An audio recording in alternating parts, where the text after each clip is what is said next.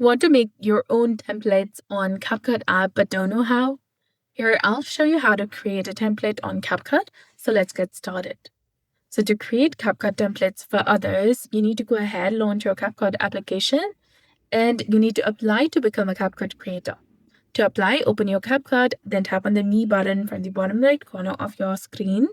Sign in if you haven't already, then tap on Apply to be a creator, which is the top option over here. And you need to again sign in to your account to verify. And you need to complete the creator application form, and you can include videos showcasing your editing skills and link to your social media accounts to display your videos. When finished, tap on Submit to send your application, and the CapCut team will review it and contact you if you're selected.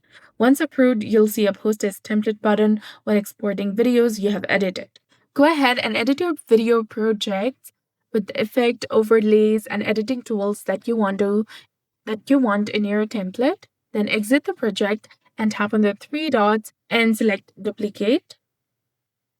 Now you can edit the duplicated project, replacing the original video clips with the new ones from your camera roll. That's how you create templates on CapCut. So that's it for this video. I hope you found this helpful. If you did, please like, share, and subscribe. Thanks for watching.